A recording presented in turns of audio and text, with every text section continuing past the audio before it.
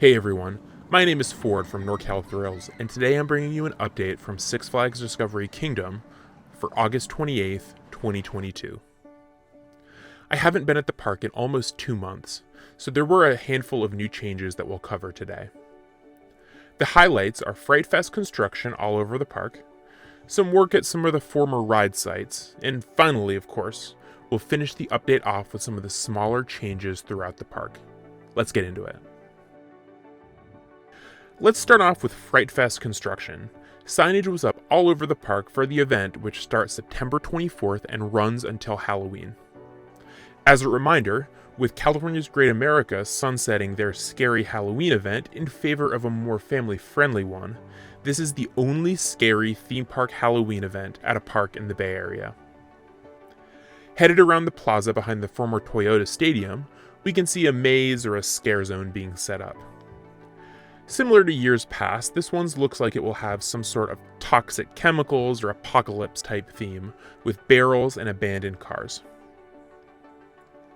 Tava's Jungle Land was almost completely closed off to guests, and a big skull gate was standing at the back entrance to the land. I look forward to seeing what frights we can find in this area when the event starts. Elsewhere throughout the park, we can find signs of Halloween, from drink carts to festive animal encounters that are more suitable for the whole family. I look forward to seeing what the park has in store for us this year. Continuing the thread we've been watching for the whole year, there has been some activity at some of the sites formerly occupied by rides. At the former Hammerhead site, the ride platform remains, whereas the queue is almost entirely torn up and dirt now.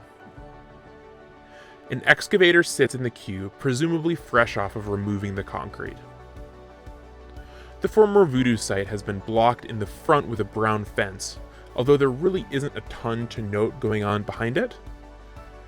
Similarly, the former Tasmanian Devil site also has a fence blocking view, but unlike Voodoo, there isn't an inbounds way to see behind it, so we're in the dark if anything's happening there. I'll keep you up to date as these sites continue to change. Plenty of smaller updates from around the park this month. This morning was the DC Superheroes 5K race. I ran in it, and the course took us from the parking lot to a lap in the park past the Tigers exhibit, and finally back to the parking lot.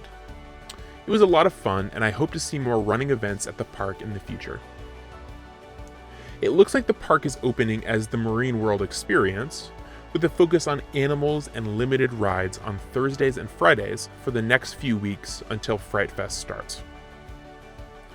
Near Boomerang, the former Sky Coaster station was made into a guest relations stand, where users can learn more about the tours that the park offers. The former Six Below stand near California Crepes seems to be opening again and serving a similar menu featuring ice cream and other frozen treats. It's good to see another dessert stand in the park. Seaside Junction is closed, and a sign out front points guests to Looney Tunes Seaport. Stingray Bay was closed in my visit, and a net was over the exhibit. I wonder what happened here. And finally, the tables near Joker were gone, which they tend to do from time to time. Hopefully we'll see them back soon. And that'll wrap up our update from Six Flags Discovery Kingdom. In this update, we covered some Fright Fest construction, some more groundwork at some former ride sites, and a handful of smaller updates from around the park. My next visit to Discovery Kingdom will be for Fright Fest, and I look forward to seeing how the park approaches the event this year, with the year being relatively normal restrictions-wise. I'll be there to cover it for you.